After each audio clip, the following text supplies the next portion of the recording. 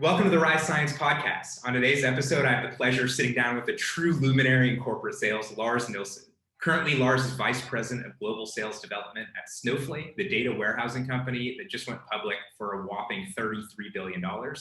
Over his career, Lars has taken 4 companies public, Cloudera being the most recent, and coined the term account-based sales development, which many of you on the show have probably heard, and it is one of the most effective inside sales methodologies widely in use today.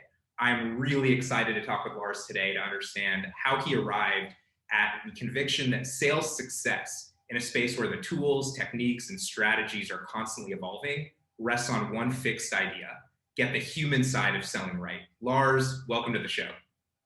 Jeff, it's amazing. We've known each other now for at least 2, if not 3 years through our connection at True Ventures. And I never thought that you and I would be doing this, but I'm excited. Thanks for having me on the show. Yeah, no, it's great. I actually remember, and maybe we can get to this later, one of our very first meetings before True invested, when we first met, I was talking through this idea about sleep in sales teams.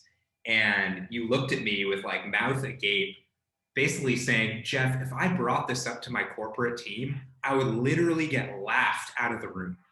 I would get laughed out of the room. There is no way sales teams are going to be thinking about sleep. And here we are a couple of years later, and just so curious to see, what changes are happening in the world of sales, and we'll get into it. But I actually want to start with your background. And one of the things that I think is unique about you is just the number of different rodeos you've had, the number of teams you've been a part of, and obviously just jumping back from True Ventures and helping teams build their sales motions to really operating again at a world-class scale. So really curious to go from and help me understand and our listeners understand how you went from school to Xerox training, what you learned there, and really how that got you to this point where you're running global sales development at Snowflake. Yeah, and I'm not exactly sure the makeup of your audience, but if there's any of you out there that are younger in your careers, maybe just starting out your careers, pay attention, because this has paid dividends for me my entire career. Even today, after 34 years post-college, people still, when they look at my profile and they see Xerox Corporation as the first job I got after college, if you're anywhere close to my age, everyone knew back in the 80s that Xerox did it the best. They trained their new hire sales employees the best. They enabled them. They trained them. They managed them. They led them better than anyone. And when I look back today at the first manager I ever had, even the district manager and the regional vice president, and the touch points that I had with them, I still 34 years later realize that they were the best. So when you see what really, really good looks like right out of the gate in your career, then the bar gets set. And so when you start interviewing with other companies, and you don't see that, stay away, because it doesn't take but your first really bad manager for you to realize how important really good leadership is. And they say that when someone decides to leave a company, they're basically firing their manager, whether it's the cultural aspects.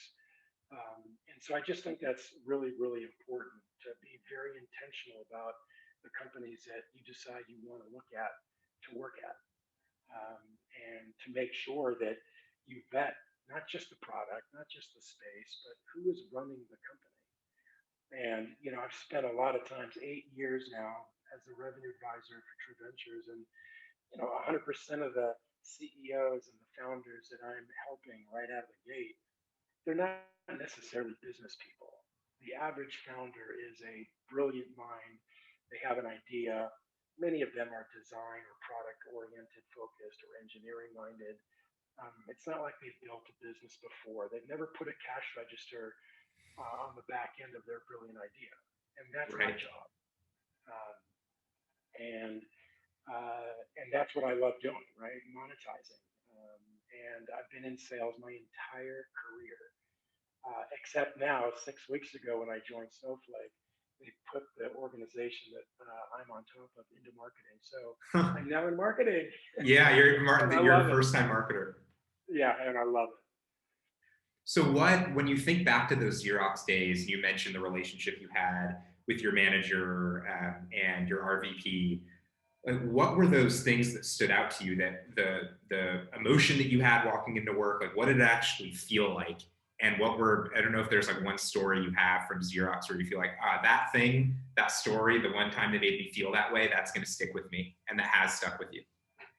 Well, I just remember the communication. I mean, they over communicated, right? I come in as a 22-year-old, bright-eyed, bushy tail kid, not knowing much of anything other than I've got fire in the belly, and it's like, put me in, coach, and I'll do whatever.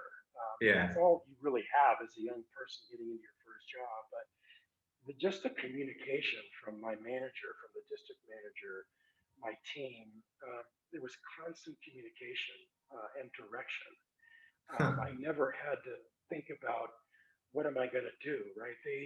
I had plans for every day, every week, every month, and that cadence is extremely important for a young person starting their sales career because do you start by just going out into your territory and start walking up and down the street, knocking on doors, hoping to sell a copier?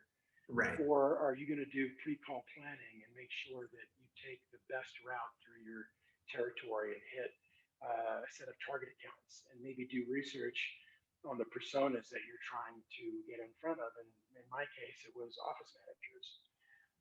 And so I think I learned how to be intentional about how to start my day, week, and month. And I had a plan, and it was program managed by my manager, and we shared best practices around the team, um, you know, both good stories and bad stories, and that open communication. A lot of salespeople, they're lonely, right? They Yeah. have their book of business, they have their pitch, and it's like, okay, I can do this, on their own. And I've ended up in the valley building, inside sales or sales development teams. They're very reliant, in my opinion, on each other to help bring them up. When you get the phone slammed in your face, back in the day, it was the door slammed in your face. Yeah. Now it's either an email delete or someone that never picks up your phone. It's tough after 4 straight hours of getting nothing, no human Yeah. interaction and connectivity. And I think when I build my teams, I like to do them in offices, and of course that's out the window today with COVID. But it's important to have that human connection for salespeople to realize they're not in this alone. And there's always someone on the team that has had a win, had a loss, and share, get better together. Huh. So it seems like one of the takeaways for you coming into that was you didn't just have energy and potential. There was a daily plan, there was a monthly plan, there was a quarterly plan, and that was something that you've taken forward, and along with just a level of openness and communication of the wins and losses, of the ups and downs in sales. Yeah, I mean, God, I'm sure Xerox at the time had over 200,000 employees, and so to get alignment in that big of an organization. My district, the Long Beach district, with all the service, support, sales, we had hundreds. And Yeah. that was a small district in a city in LA, and we probably had 20 districts. Communication and alignment, chain of command. I learned how important all those things were in the early days. And when I got my first gig within the, and these were in 1995, I got a job with a venture-backed startup called Portal Software. Of course, it was chaos, and there was very little of, and everyone was just, I did 13 jobs. My boss Right. did 17 jobs, and everyone just was kind of all hands on deck. But and you did things a little bit in a vacuum, and the communication and alignment and chain of command just didn't exist in that frenetic, frantic environment. And in my opinion, one of the only ways you scale as a young company that's just got their C check. And as you begin to put people on your team, communication and alignment and chain of command will be one of the biggest reasons that you end up scaling and moving up. And not just culture, but in pipeline generation and revenue, which is really what what drives the business. Right. And I think those companies that are singularly focused on generating pipeline that turns into revenue, and you can have engineers that are revenue focused, you can have support personnel that are revenue focused. It's not just salespeople. And I think as you align around revenue goals and sharing those, and getting everyone involved in getting that big deal that we want to get over. And you know what? We may need some help from the engineering folks to Right. put in whatever it is. And so it is definitely a team. Selling is a team sport across all departments of the company. Yeah, and that lesson stuck with you from Xerox. Yeah. It's a absolutely, and I think in sales, I mean, we all know that going 4 hours trying to find human connection with your customers or prospects and just getting shut down for 4 hours, and it's a hard job. And so building that team camaraderie and the human side of that is just seems so critical. So one of the things that I'm really interested in, as you took the job with Snowflake, you posted an article on LinkedIn. And one of the things that you said, and I'm going to quote this, you said, the underlying requirements to be successful today are to be authentic, to be human, and to build great people. And so, a lot of folks in your role would talk about, some new lead generation technology, which the ins and outs of the entire stack. You'd be talking about some new strategy or some new build on ABSD, account-based sales development that you're working on. But you decided to focus on saying, that all that stuff is changing and improving. What matters and where my head goes is, how do we be authentic? How do we be human? And how do we build great people? Tell me a little more about what inspired that thinking in a sort of world where most people are focused on, we just have to generate revenue. And to do that, we just have to hit numbers. And to do that, we need the right tools, strategies, tech in place. Like, what are your thoughts on this human side? Yeah, so I look at those people in my life that I've looked up to, whether they're mentors, leaders, but the people that inspired me to want to be better. And it, it always came down to them caring about me and letting me know that they cared. And there's just something that happens when you realize when there's someone that you look up to and they make you realize that they care about you, and I'm talking deep kind of connection. And when you understand that they do truly care about you, they care about your family, they care about your health. And, I've had some things happen in my family life and my personal life where I shared and they cared. And when someone cares about you, there's loyalty, there is energy that is flowing between and chemistry. And I've been lucky to have been cared for by some of the most incredible leaders that I've ever worked for. And what happens? I follow them. Right? I follow them from company to company. I followed a gentleman by the name of Tom Riley, who I met at ArcSight.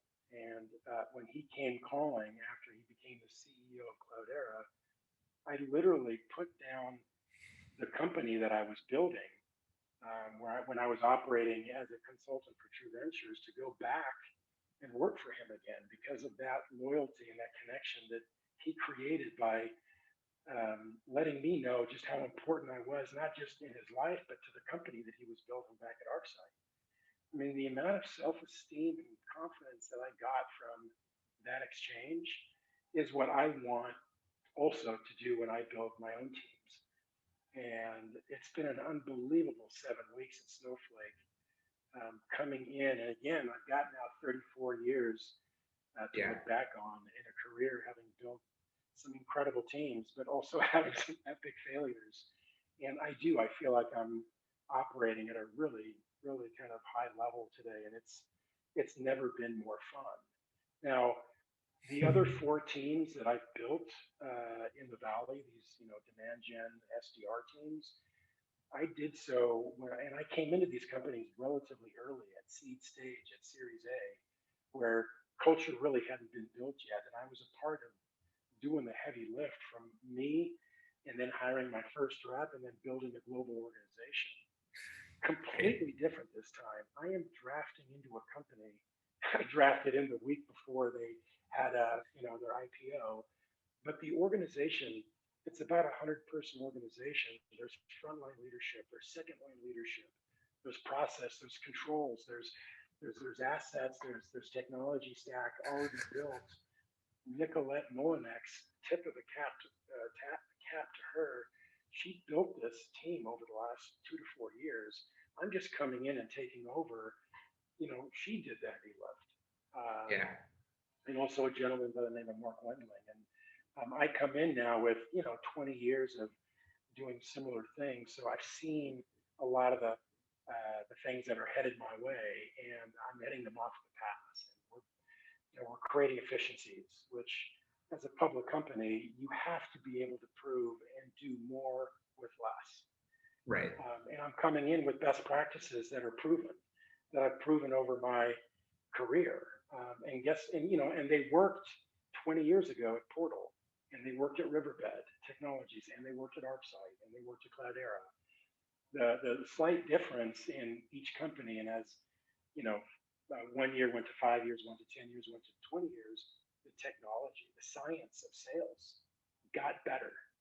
The science of marketing got better, and we now replacing a lot of human motions and interactions with systems and process and data that is allowing us to surgically target the right companies, the right people in those companies, and even now, the right time to go into those companies because we can see signals and hear signals out there what certain people are doing. And I think that's kind of when I started understanding a little bit more about what Rise Science was all about, and you said, Lars, this is what we're doing.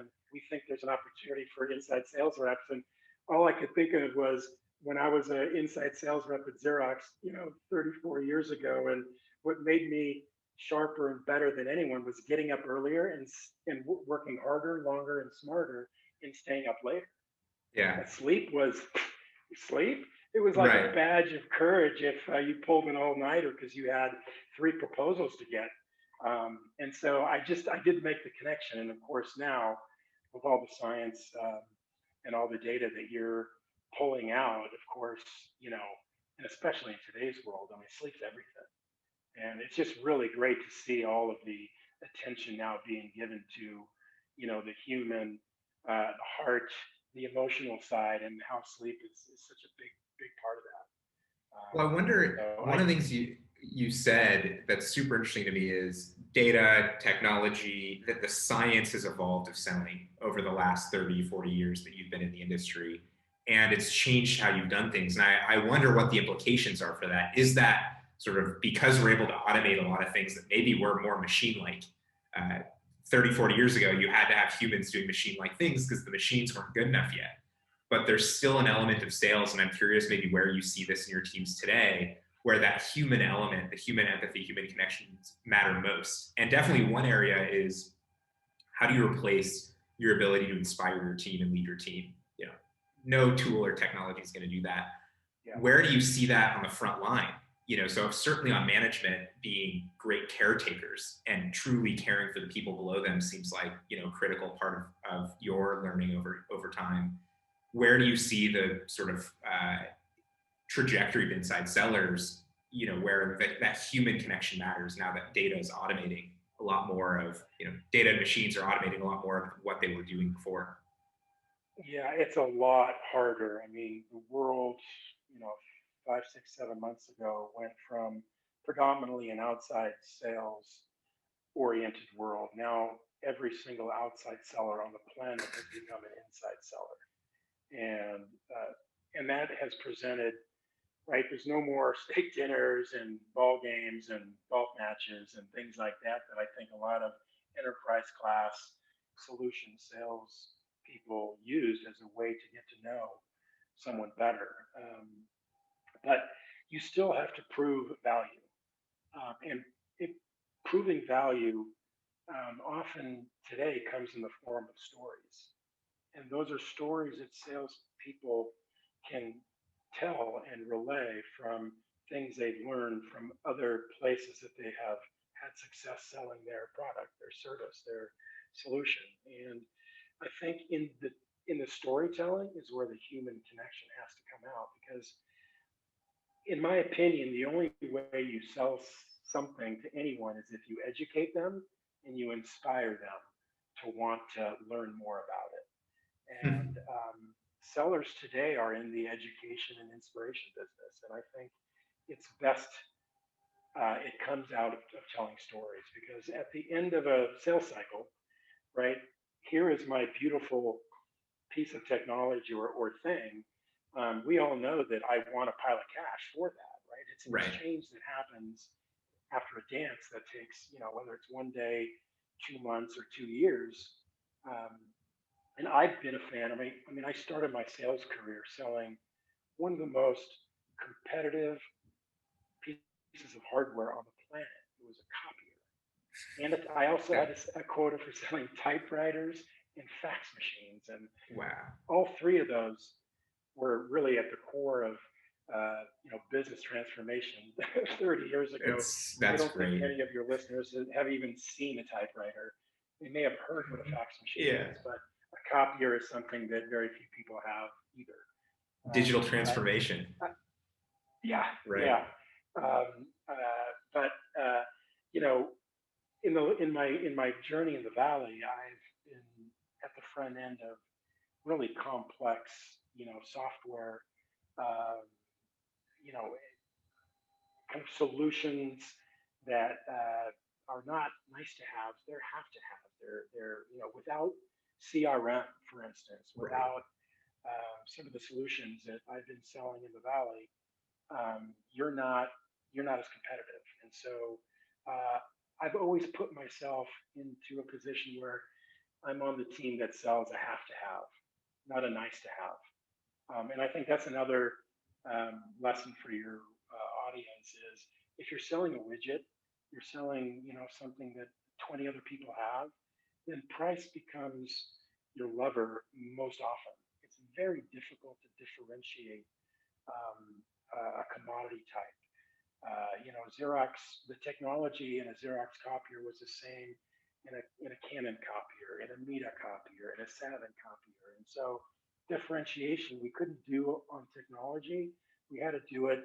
Our service organization could, run a service technician in a car faster than they could. We had more of them. Hmm. Our toner, our paper had less dust, and so you had less jams in your copier. I mean, these are the things that we had to differentiate, not necessarily on the technology. And so I think as a seller, you have to learn very quickly what sets you apart from your competition. And then you have to build an ROI story or a total cost of ownership story because you will end up in procurement at some point and they're going to want to understand just what do I get for what do I get when I buy Rise Science, right? And we've Right. talked about this, Jeff, just how Totally. much more productivity your team, whether that's an NFL team or that's an inside sales team, is going to get incrementally if they get a better night's sleep. Um, anyway, so yeah.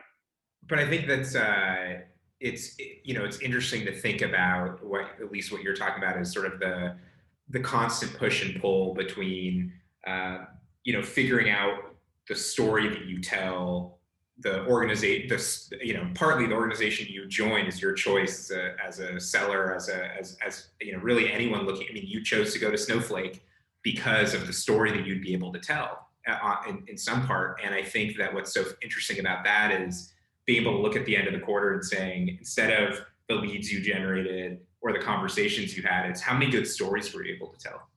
And those are those moments that are going to convert and inspire and educate customers. And that's where things like what you're saying is, how do you make sure that you're feeling cared for management? How do you make sure that when you're coming in every day, you start your day, you're feeling like your best version of yourself? Because to inspire, you have to be, there's a great book called Lead Yourself First, but you sort of have to lead yourself first to get to that point. And so that's what maybe the thing that's fascinating here is that as data and technology and systems have evolved, it's really highlighted the seller's ability to focus on storytelling. And that's what, seems like that's what we have left, which is important. Um, One thing I'm curious about, and then we'll get to our last question as time just ramps so fast. But coming into Snowflake, you've done this, you've built teams from the ground up, taking over the team, seeing the state of it, surveying it. I mean, I would imagine you're still listening and learning about how that team operates. Anything new, any new intentions that you have coming into running this team than you did at all your previous teams that after Cloudera, after ArcSight, you're like, okay, I want to focus on this element. And maybe that was part of the inspiration for sort of being the leader that you've cared for in your career, which is a leader that's cared for you. But anything that's different now as you come into Cloudera from an intention perspective or coming into Snowflake than you did at Cloudera before? Yeah, I love this question because at all the other companies I built teams, again, I did it from the ground up where I chose all the individuals. It was my culture. I Yeah. built a team based on what I hoped, thought, and believed would be the best. And in a lot of cases, they did become great teams, and I still have great connections and friendships and fell in love with these teams. Something quite different when you draft into a company that's already at scale, over 2,000 employees, into an organization that already has 100 individual contributors and managers and second line managers. They've already built a culture, and it's not mine. They already have a communication motion and rhythm. And what did happen though is the global leader of the SDR team at Snowflake decided to make a career change, and she left to become a quota carrying sales rep in the beginning of the year. And it created a vacuum, if you will, in leadership on the team. And without decisive, visionary leadership at the top, which there always was, uh, people started to, I don't want to say take advantage, but they started to look at the team differently, and they started to make asks of the team that probably never would have happened had there been a leader there. And so what I decided to do is I wanted to draft into this company and not, you know, on day one start managing and start leading. Instead, I decided I'm going to take a full month. I'm not going to have one-on-ones. I'm not going to manage. I'm just going to get to know those around me that my team supports. Huh. And SDR teams support quota carrying field sales. So I went around the horn and met all of the various leaders uh, in the Asia Pacific region, in EMEA region, in the North and the East and West regions, and just got to know them and tried to understand from when what did they like about the SDR function and role? What did they receive? Did they like it? Where are so I just filled my bag with learnings that others had, and that allowed me to get to know my team even better because it wasn't from them; it was from the people that they've been supporting. And I slowly started to then manage and lead as I got into month two, which I'm in right now. I did two other very cool things. I decided to do a global survey, and I got my management team together, and we created a 10-minute survey monkey survey where we polled every single global seller at Snowflake and asked them really open, honest questions about what they thought about the SDR that they were Huh. assigned and what they thought about the organization. And, give us some wins that you've had with the team and give us some epic fails. And man, did we learn. And even as we share the results internally, I think everyone got a real good dose of, wow, there's some really bright spots, but there's also some, there's some hair growing on this thing.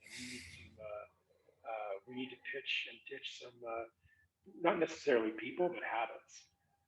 Um, and then the other thing I did is I created a contest, a global contest. I had learned that our SDRs in APJ region and managers there I never interacted with EMEA and North American personnel. And so we created this global tournament, kind of like a March Madness bracketology. And I paired a North American SDR with an EMEA SDR with an APJ SDR. And we now have this 5 week tournament going on. And it's created a lot of really cool visibility for the team.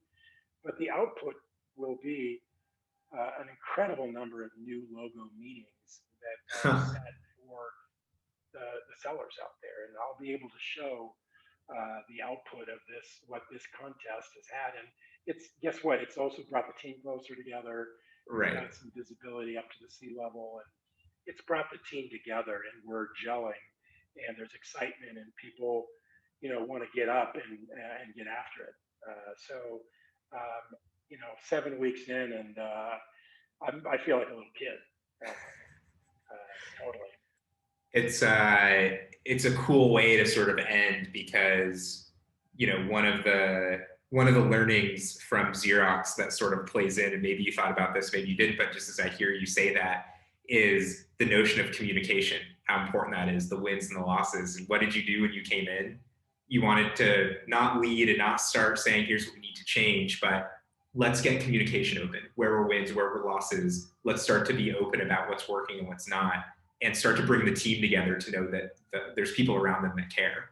And so it's really neat to see even the stuff that you learned 30 years ago come back full cycle into, one of the hottest, IPO companies today. So really neat to see that play out. And I'll definitely be excited watching the next couple weeks and months.